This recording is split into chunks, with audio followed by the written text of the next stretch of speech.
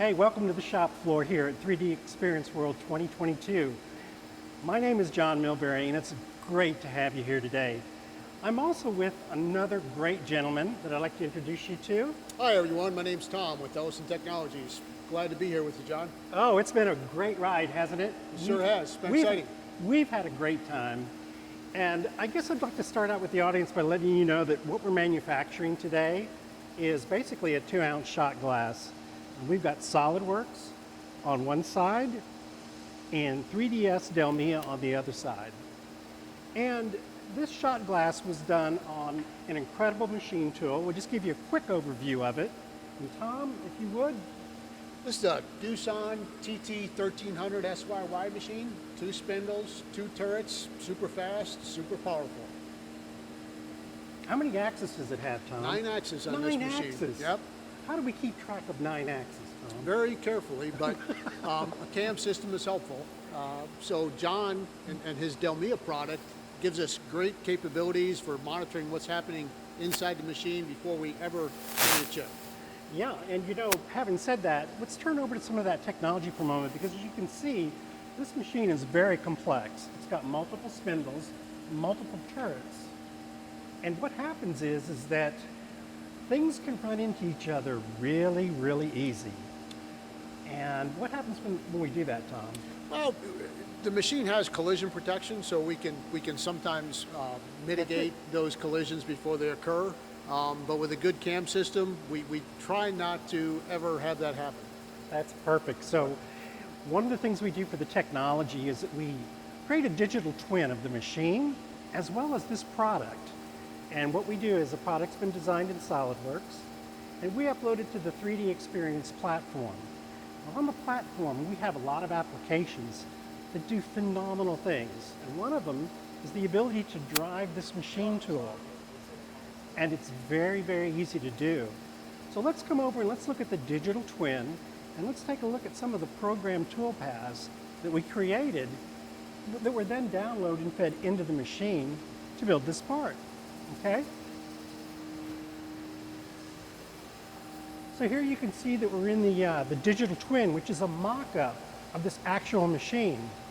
Now again, it can be a machine that you have to be very careful about collisions with.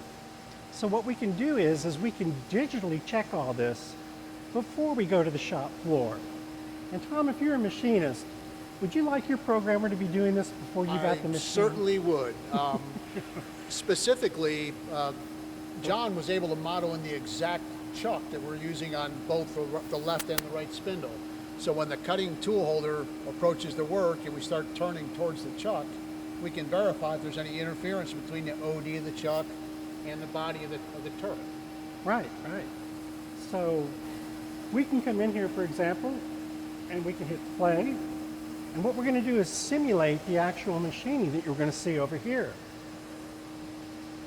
Now this is a face-off routine, and now we've got 2 turrets that are actually what we call pinch turning. And by utilizing 2 turrets, we're able to double the speed in which we're able to create this machining operation. So far there's no collisions, and you'll know if there's a collision because it's going to turn red. We're going to see it visually before it happens on the shop floor. And again, that's very, very important to do. So here you can see we're using the upper turret, and we're actually feeding along. We're finished turning this. And eventually we're going to do the entire simulation directly on this machine. Again, we've got it slowed down a little bit, so I'm going to come over now and let's go ahead and, now that you understand that technology, understand that anybody can safely program this. The tools are there that we make available, and you can program this and completely test this before you bring it to the shop floor. That's what we're able to do, and we're pretty much able to run this the first time to go through, weren't we? Yeah, once John posted the code for us, we uploaded it into the CNC programs, and we're able to execute and cut a sample part. Yep. Now, there's some interesting things before we get started about this part that's really cool. And it influenced our tooling, didn't it, Tom? It did. We had to try to select some tooling that we wanted to try to run dry so we could video it and have it be visible. Right. So we worked with one of our work holding and tooling partners to select tooling that would allow us to cut dry. We also applied some mist unit to try to put some minimum quantity lube on the cutting tool. That just gives us better finishes. Yeah, and the finish was really important because the idea is that we want to shine this and get it almost like a mirror finish. Now, we're going to use a polishing operation to do that on a buffing wheel. But the idea, Tom, right, is to get this as smooth as possible so that we minimize the time on the buffing wheel. And we use what type of insert to do that? It was an 80-degree, high polished cutting edge from Viscar products. It was a round insert, correct? Well, we used an 80-degree, CNMG to rough turn, and then we came in with a round, and performed the finish turn. To put that finish on there. And I think we were running about 5 thousandths IPR on that. And what that does is it gives me a really good finish, and we can then get to the polishing machines and get it done really, really quickly and get it shined up. So what do you say, Tom? You want to jump in and Hit the go button? hit the go button? Good deal.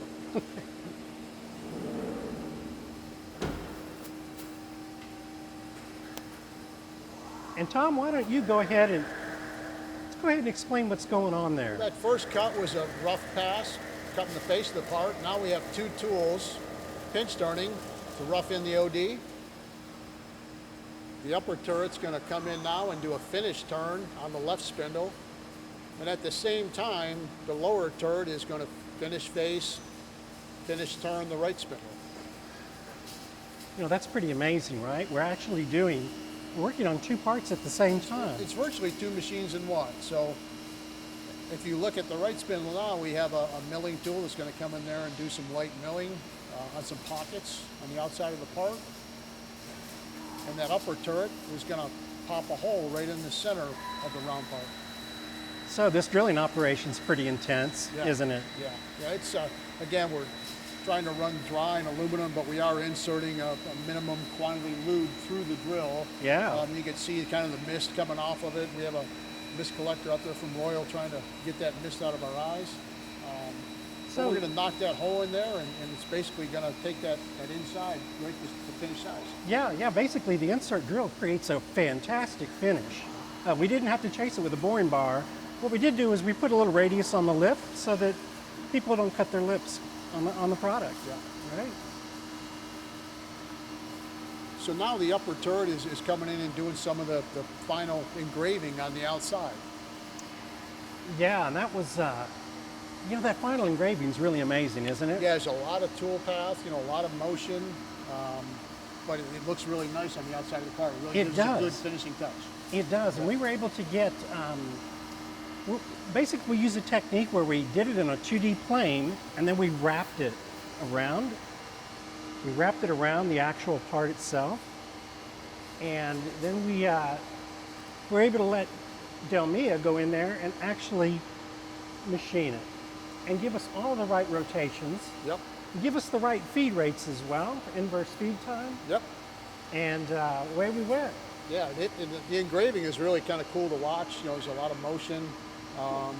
We got a high-speed engraving attachment in there. So the standard RPM on the Life Heads is 6,000 RPM, but on that engraving operation, we're utilizing a speeding head, which takes us up to 18,000 RPM. So we're able to run it that much faster.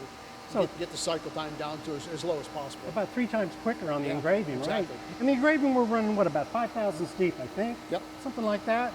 So it goes pretty quick, but it's a combination of both linear and rotation axis at the same time. So it is a complex cut. Yeah, the CAM system definitely helps generate net tut code. Absolutely, yes. Absolutely. So now we're coming in and we're actually finishing up some of those pockets right there. Doing a little bit more engraving. And what's really interesting is you're going to see this is actually going to be a part plucker. What would you call it? It's a work unloader. Okay, work unloader. We're just about finished on the left spindle. The right spindle is complete. We're waiting for that upper turret to clear. And then our work unloader is going to come in and allow us to empty that right spindle in preparation for the part transfer and cutoff. So we're doing a lot of work at the same time.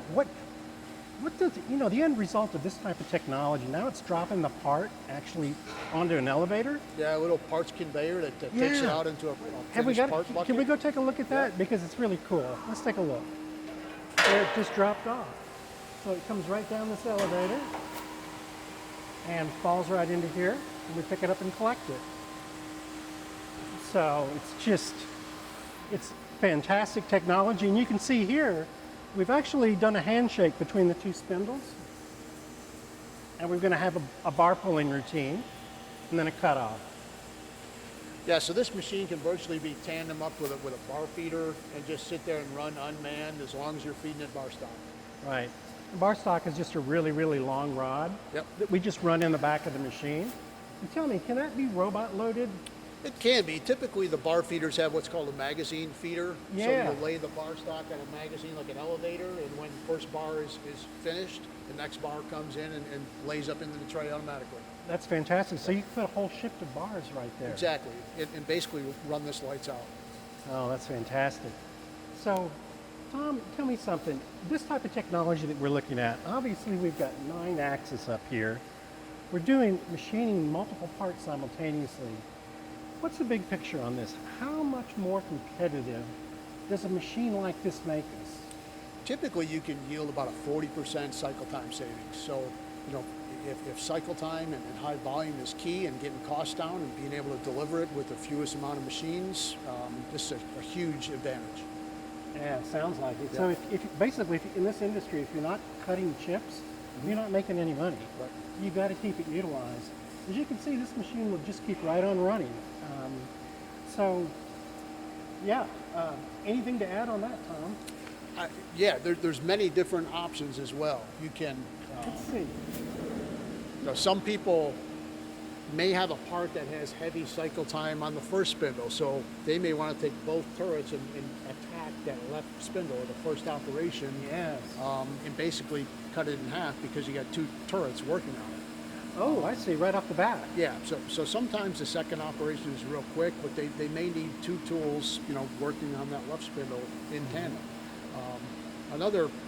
Oftentimes we'll see parts that are long and slender, so you can use the sub spindle to grab the as a part and support it, as a and then steady take rest. both turrets to make a long balanced cut, basically as a tailstock almost.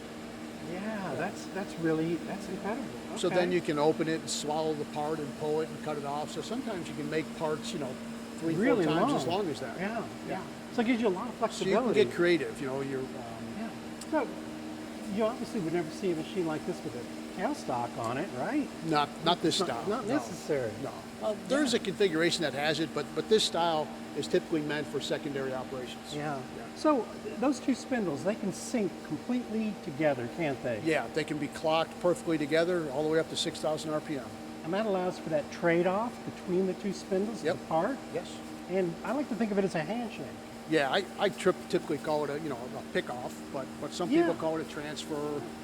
But yeah, those can be clocked perfectly so that we can synchronize machining features from spindle 1 to spindle 2. Well, that's fantastic. So tell me something, a little bit about the controller. What makes this controller a little bit different is that it's 2 controllers in one. Yeah, it's Right. basically 2 NC units with 1 monitor. So we have a program that drives the upper turret and a program that drives the lower turret. But we can see them both on one screen.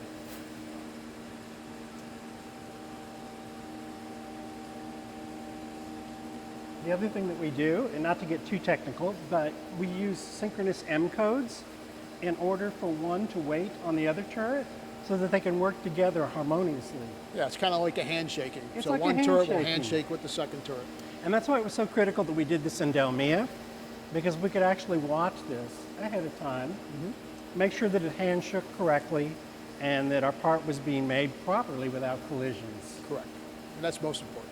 That's Make a good part fast without any accidents. and have a safe day. That's right. Exactly. So I want to thank you for being with us today. I know it was my pleasure. Welcome back again to another 3D Experience World. And Tom, I tell you, I've had a great time working with you. Good job, John. I mean, you did a great job designing it and programming it. Well, thank you. I appreciate it. Hello folks, welcome to the 3D Experience World Shop Floor event. My name is NC Kishore, I'm with Dassault Systems, Dalmia brand. And here with me is Mark Christopher from Doosan. Thank you very much for letting us use your machine. Sure, absolutely. That's awesome. And what are we trying to do here? We're trying to have some fun. Yeah, Right? We absolutely. really have some fun. A good day in the shop. Good day in the shop, yeah. So I would like to just first give you a quick run on what we're trying to do here in the virtual world. So this is the 3D Experience platform. And specifically, this is the shop floor machining app. And this is the chalice, right? Yep, We're trying chalice. to machine. Yeah, chalice.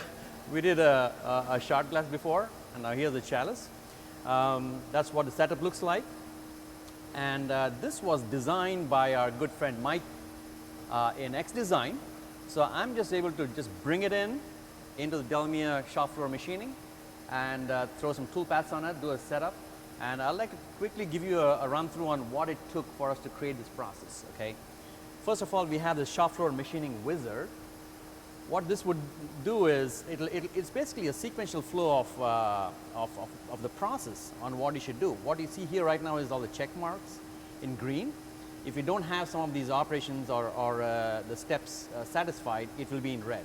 So we first bring the product in, then we bring the resource configuration, you define your setup and bring your cutting tools, and then if you want to do some feature recognition, it's an optional thing, but you can still do that. And then you start programming the part and the features that are on this part. Once you program it, this is what you see here. So we have a tool change, we have a number of operations that the features on this part needs to be machined. So we start defining these things. And then once we do that, we are able to do a virtual simulation, which I think is very key. So what I'm going to do here is quickly run through the process so you get an idea of what it looks like. So that's the block, and then hit play.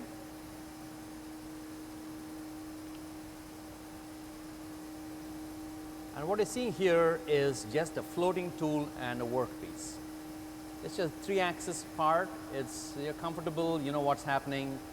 But when it comes to 5-axis or 3+2, I think it's very important to have a full view of the machine.